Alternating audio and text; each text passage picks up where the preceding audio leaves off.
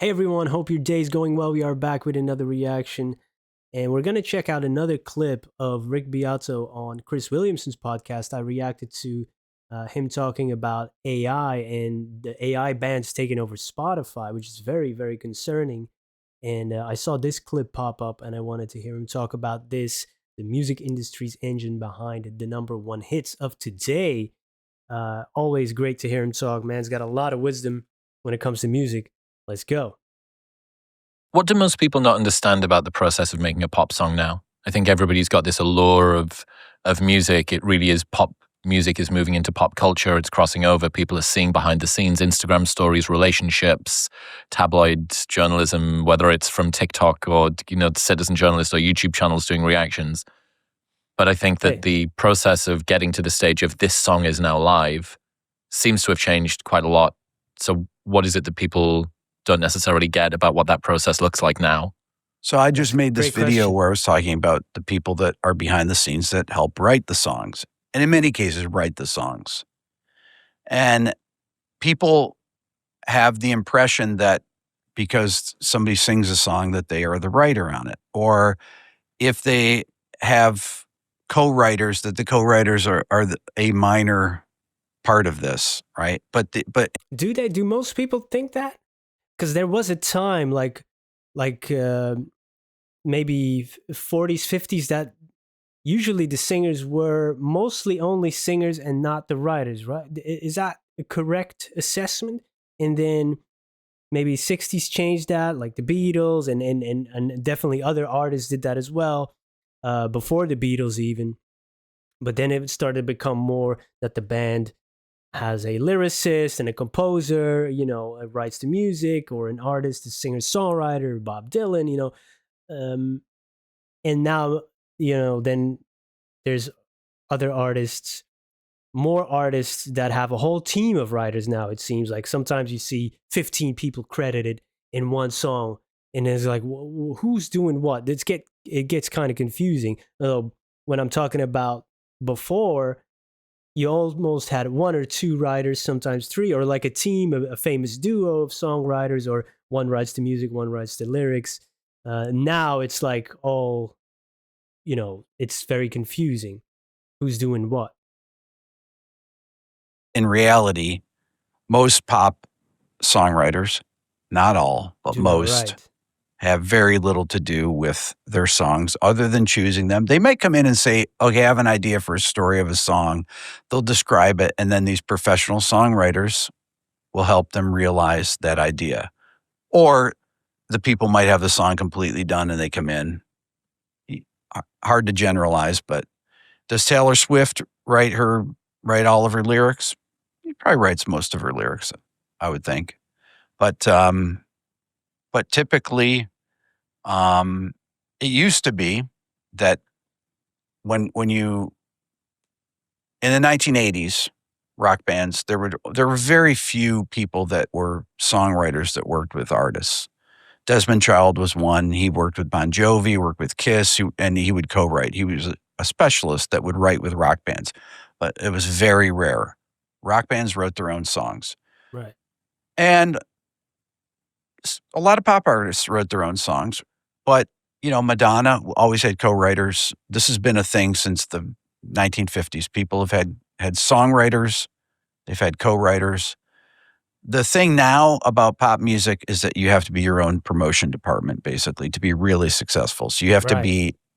And that's not only the case in music, and I've talked about this with this AI thing, um, also over, flooding the market with books, because I write, I have self-published some books as well, and that space is being flooded with AI written text. Some people even just put existing books into the prompts and just write different versions of a book that already exists, which is crazy.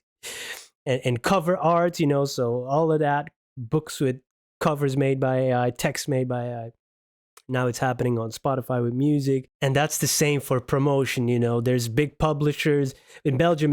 It's maybe different than the rest of the world, but you have to really, since you have to promote yourself, you have to do most of the legwork which is it's very taxing, you know. And one of the reasons I haven't really been publishing, because that takes the most out of you. You have to market yourself. You have to go to bookstores yourself if you want them there. Even if you're signed with publishers here in Belgium, some of the big ones, they do it for you, but you got to go like bookstore to bookstore. Hey, you know, promote yourself. You want to sell my book. You want to put it on display and all that. Do that over and over. So in with music, the same, you know, movies, you know, it all comes down to followers. How many followers do you have? You're going to be able to promote yourself. And it seems like these big companies, you know, are just collecting checks and, you know, really do less and less of the legwork, basically. What they used to be, that's what they were there for. Let the artists create. We're going to do the business side of things. It's weird Successful. stuff. So you kind of have to be an expert in social media. Yeah. And I see people that It's I can't do that. one of the people is Tate McRae, is a huge pop star, and she Some people are really started good on at YouTube. She knows how to make her own videos and she'll make 20, 30 TikToks for a song, for a single. You can't beat that for advertising. And people that have that advantage, they can just put up their phone, they can lip sync, they do a dance, they can cut the stuff themselves on their phone and upload it.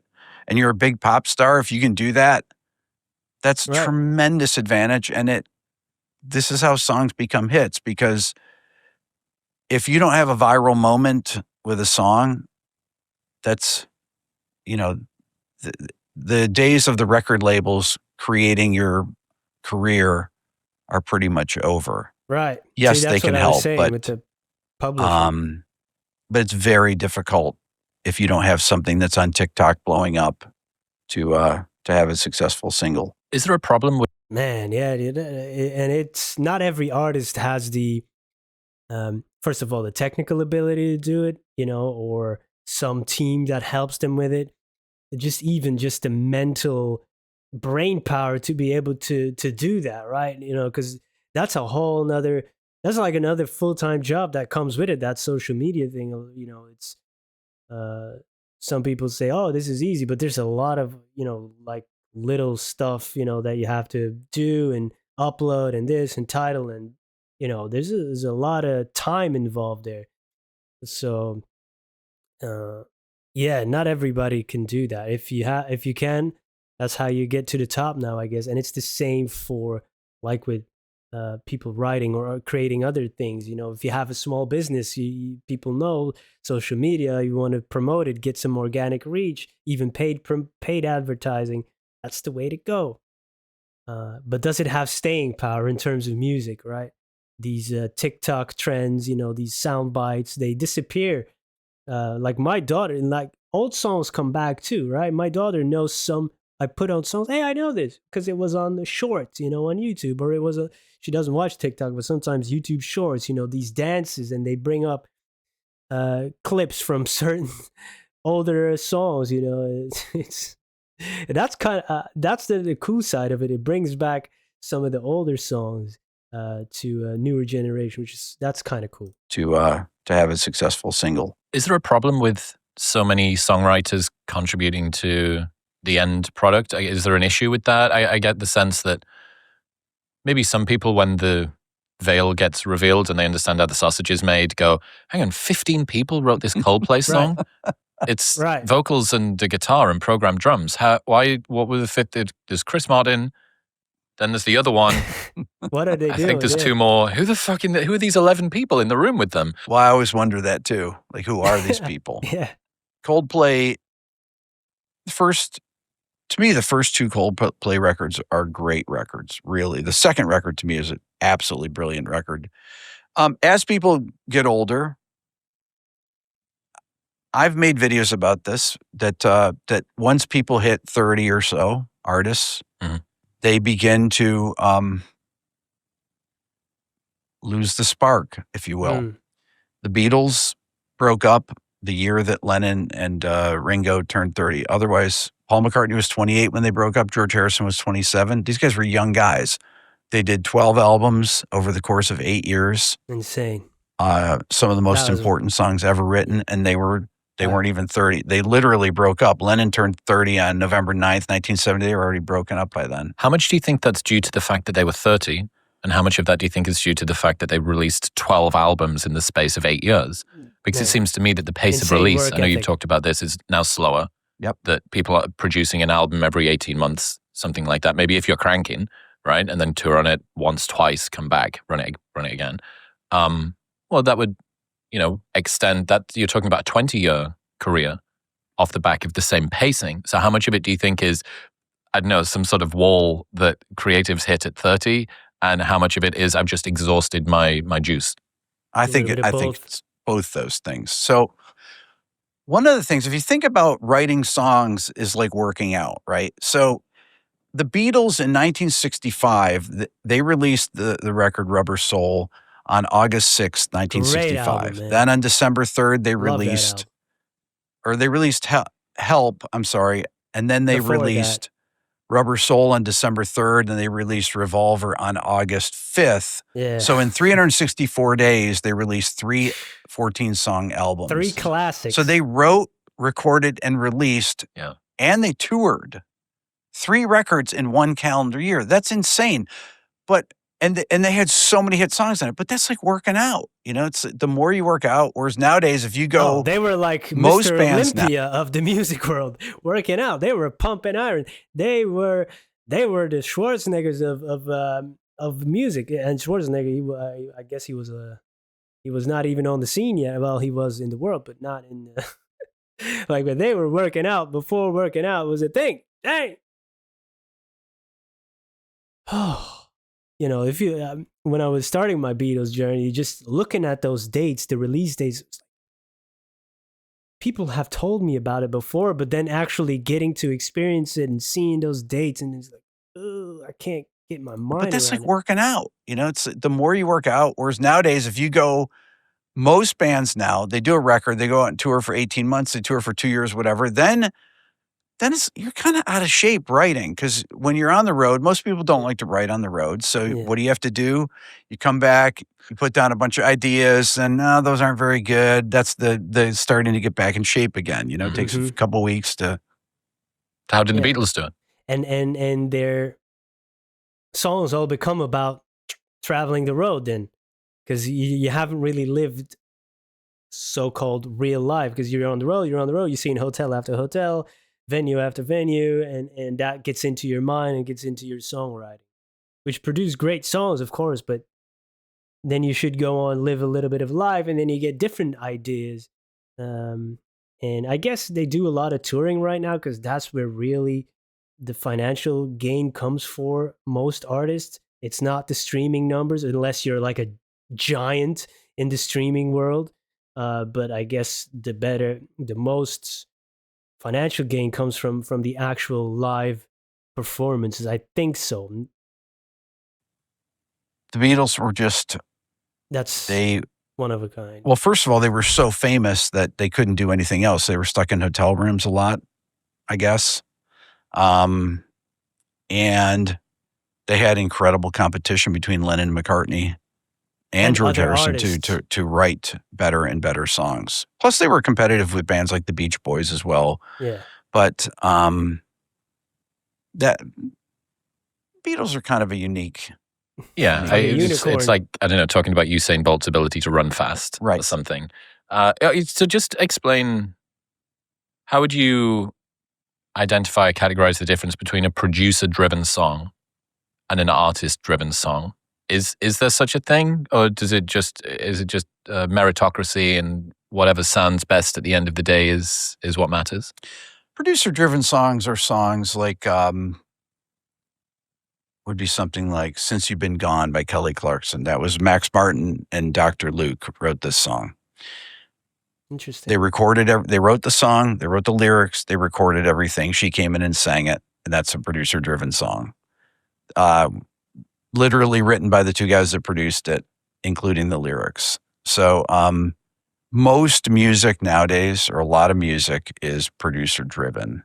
Whereas people come up with a track, whether it's country music, whether it's pop music, Even rock music, there's some bed track first.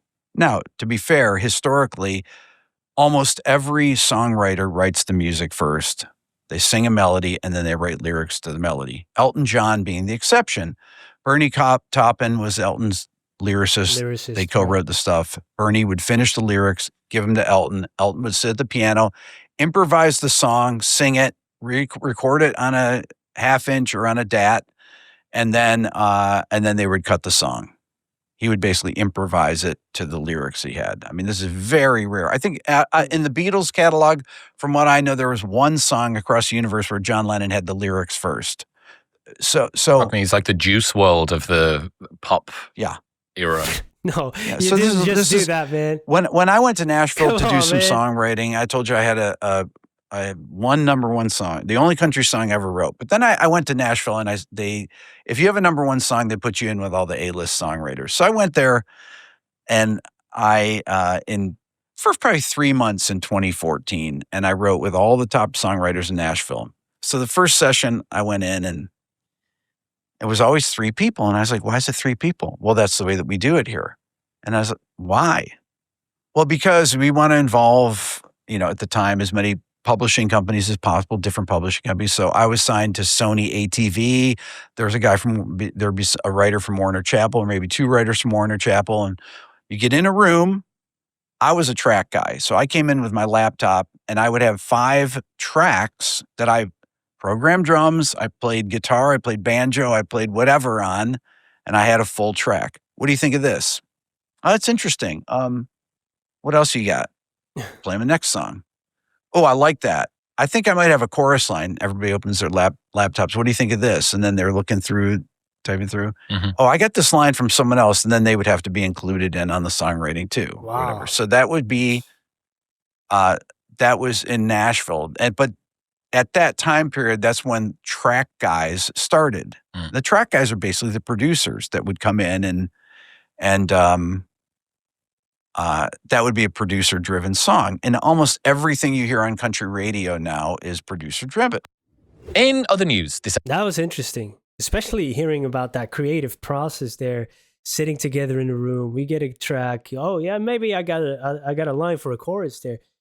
That's interesting. That's why I have always liked writing novels. Maybe just because I'm an introvert and I like being, I like my solitude.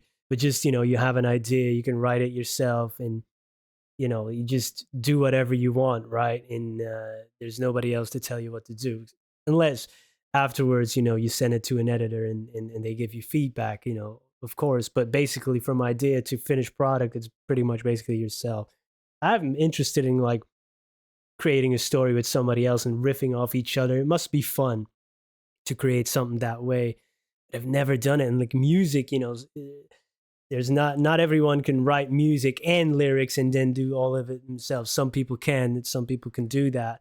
So you kind of, most of the times you need more people to come in and play different instruments, or write music, write lyrics, and mix, master, all of that.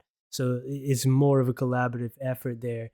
Very interested in learning about that. And there's a lot of great stuff in here, a little bit behind the scenes. And Rick, he knows so much about that. So definitely going to be exploring more of his content. Hey, thank you everybody for being here. Hope you have a great day. See you in the next one. Goodbye.